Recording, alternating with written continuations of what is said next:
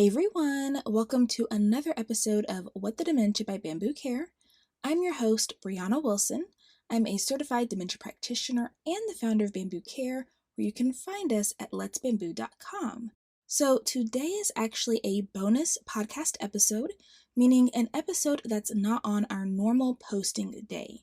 For this episode, we're going to answer another question that was submitted regarding hospice and end-of-life care. So what I'm going to do is combine her initial question with some follow-up context that she provided so that we can get a fuller picture.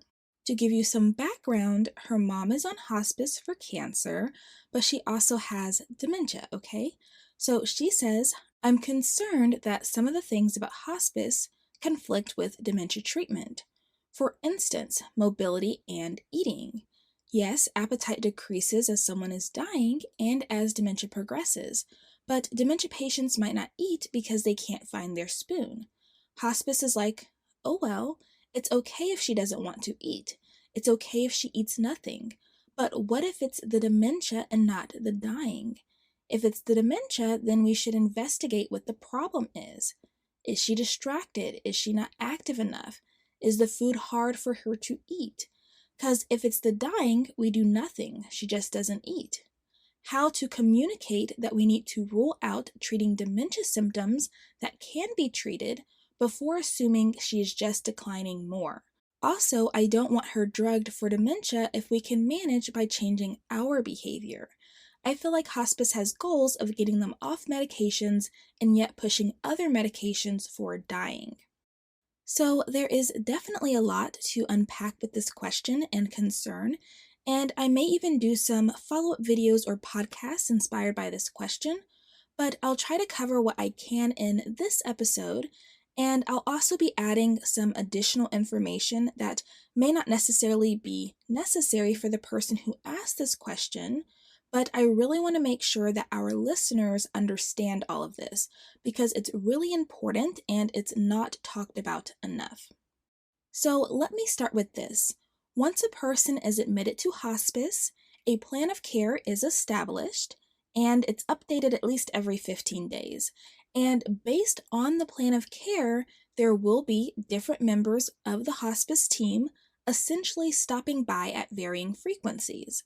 Most visits are usually about an hour long, but this can depend on the person's needs, okay?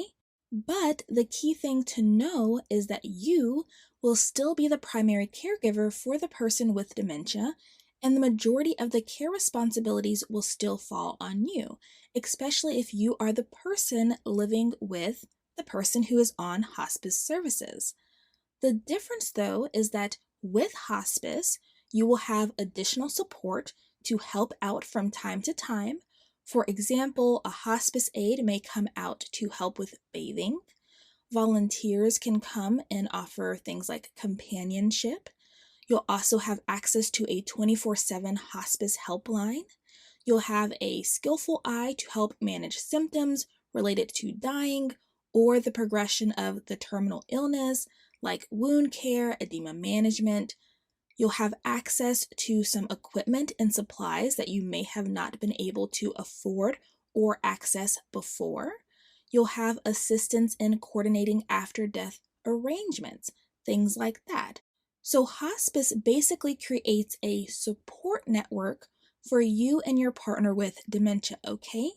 Now, because your care duties haven't changed, you just have additional support. You largely determine how the day-to-day care goes and the best ways to accommodate for your partner's needs. This means that you still have to be the dementia detective. You still have to be the one in tune with their unmet or overmet needs. Now, depending on how skilled your hospice care team is, or if they feel it's appropriate to get a referral for a speech therapist, occupational therapist, or physical therapist, then your hospice team may be able to assess whatever the issue is and offer recommendations based on their assessment, okay? And we'll actually talk about this a bit more a little later. But if there's a concern where you need a professional's eyes, just speak up. If they dismiss the concern, try again.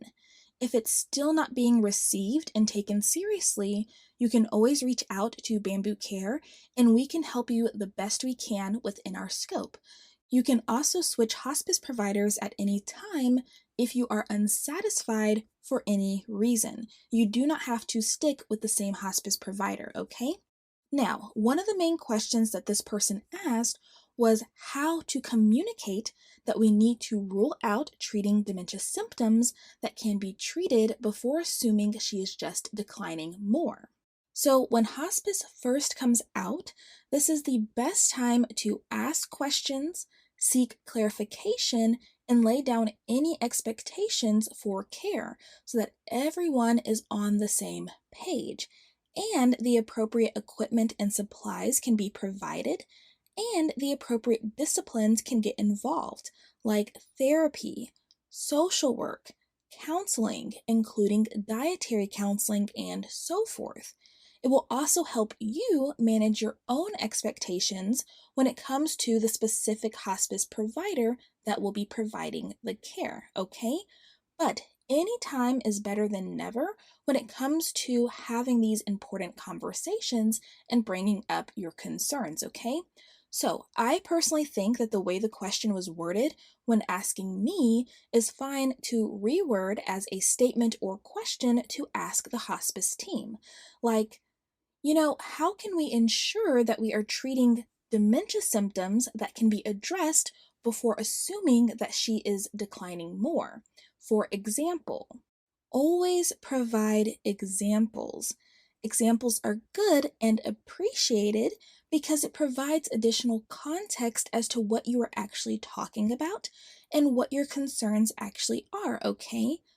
Like when you say treatment, what are you actually referring to? If you are talking about non pharmacological approaches, you'll want to be sure to clarify and state that. It's also important to understand that a big role that hospice plays is in managing distressing symptoms such as pain, nausea, vomiting, constipation, shortness of breath, agitation, insomnia, things like that. The majority of hospices operate under the medical model, meaning that the primary intervention to remedy these ailments is going to be through medications or some form of medical treatment. There's really no way around that. They will also often recommend discontinuing some medications that the person is already on. Why? Well, the goal in hospice is to focus on comfort care and quality of life, rather than preventative or curative treatments. So, any medications that are deemed curative in nature, unnecessary, or more harmful than beneficial due to their side effects causing issues for the individual and no longer really fulfilling their intended purpose will be recommended for discontinuation. The reality is, by the time people are on hospice, many are also on a lot of medications. Polypharmacy is a big issue. So they will also go through this process to reduce pill burden or medication burden in general at the end of life. Because remember, hospice itself is also going to be recommending medications, so it can be a lot. And let's be honest, no one really likes taking a whole bunch of pills, bad tasting medicine, or anything that requires needles, even. And of course, as a person's dementia advances and as a person is nearing death, swallowing will also become impaired. And therefore, there may be issues here too when it comes to oral medications. And I know for me personally, I wouldn't want to be burdened with any of that if my end result was going to be the same. But that's also just me. And this is why it's important to know what your partner would or wouldn't want for themselves. Now, some hospices will also provide what's called a comfort kit or an emergency kit. The specific contents of this kit will vary on the patient's needs and the hospice provider, but it's a kit full of medications for common distressing symptoms. And the purpose of this kit is to provide a pre-stocked supply of common medications that can be quickly administered to the person to relieve those distressing symptoms without having to wait for a prescription to be filled. Now, these medications are only supposed to be used under the direction of a hospice nurse. So if you notice a distressing symptom that you think could benefit from medical treatment, then you would promptly contact your hospice care team immediately. There is always someone available 24/7. That is one of the benefits of hospice. And if medication needs to be administered from the kit, then a nurse will direct you on what medication to use, the correct dosage, and how to administer the medication. If you don't feel comfortable with this process, or if a nurse needs to come out, then they will send one, okay? Now, here's the good thing about medications. Patients do not have to accept any medications recommended by the hospice team. They do have the right to refuse any treatments or medications they do not want, as long as they are mentally competent to make that decision. This is why having a medical power of attorney in place for someone with dementia is so important, and being knowledgeable as the POA is important so that you can best advocate for your partner and ask questions. The biggest question when it comes to medications is, why is it being prescribed? What is it supposed to do? And how will we know if it's a medication that should be continued or discontinued? If any medication is being recommended to be discontinued, why? What led to that decision? Now, if I'm being honest, some nurses or physicians will probably get annoyed when you start questioning everything that they're recommending. But it's their responsibility to know these things and communicate this information effectively. If it doesn't make sense to you and you have concerns, speak up. Again, ask more questions so that you can best advocate for your partner, okay? So, with that being said, if nursing is focused on symptoms from a medication or medical treatment perspective, then who is going to help problem solve and address other issues that may come with symptoms? So, for example, remember the person that submitted the question said, "I'm concerned that some of the things about hospice conflict with dementia treatment. For instance, mobility and eating. Yes, appetite decreases as someone is dying and as dementia progresses, but dementia patients might not eat because they can't find their spoon." Now, as lovely as it would be for nursing to help with this, that's a stretch. That's not really in their skill set to make these type of assessments. Their focus is going to be on comfort through medication, things like wound care, or other medical related treatments. Now, you may have a hospice aide with dementia training who can help you problem solve for some challenges that may come up as it relates to activities of daily living, like getting the person bathed, dressed, and fed. But that's still a rarity these days, okay? It's getting better, but there's still a lot of hospice aides that do not have dementia training. There's a lot of professionals in general that do not have a lot of dementia training, okay? So this is where, though, other disciplines, like I mentioned earlier, come into play. Now, occupational therapists are known to be the most holistic in their approach and can address a wide range of functional, behavioral, and safety concerns and recommend adaptive equipment. Speech therapists are best for anything involving eating, swallowing, and communication. And physical therapy is best for things like pain management, transfers, and safety, and can recommend adaptive devices if appropriate. And then caregiver training is a big part of what all of these disciplines do, okay? Now, I am actually working on a printable handout that outlines the role of these disciplines in hospice so that you can better advocate for them and get the appropriate referrals. It will be under the Paw Pass of the Treehouse when it's ready, okay? But all of these disciplines are available to you even when a person is on hospice. In fact, Medicare requires these disciplines be made available.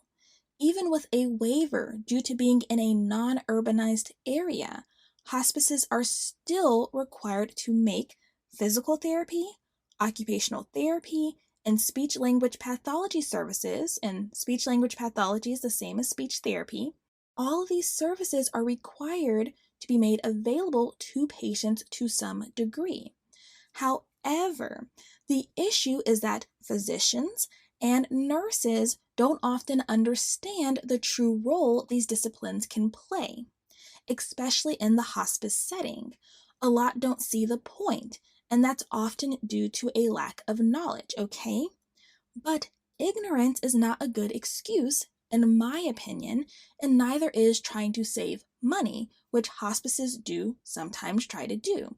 So, if you have a concern that you think could potentially be addressed by a therapist, then please emphasize that you want the therapist to at least come out and do an evaluation.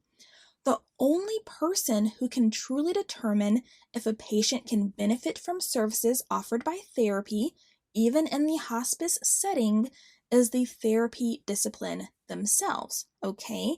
And the therapist is required to be knowledgeable about what is appropriate and what is not appropriate to bill to Medicare under hospice services, okay? Just remember, though, that unfortunately, not all therapists will be skilled in addressing challenges specifically related to dementia. That is just a sad, sad reality. But it doesn't hurt to see, especially if these additional visits wouldn't cause an additional burden to your partner. When we're looking at comfort and quality of life, we have to look at it from all angles and make sure that we're not getting tunnel vision because we're too focused on one aspect of comfort or quality of life, okay? So, hopefully, this episode answered the question and was helpful in some way. If you have any other questions or follow up questions, you know where to find us. If anyone else has any questions, comments, or future podcast requests, you can send us an email at podcast@whatthedementia.com or contact us through letsbamboo.com. Also, don't forget that we have an upcoming workshop in May called Simplifying Dementia Care. You can register at letsbamboo.com/events. And remember, there are limited seats available. Thank you so much for joining us on another episode of What the Dementia by Bambu Care. We look forward to catching you on the next episode. Take care, and until next time, stay strong, care on, and remember, you are not alone. Bambu Care is always here.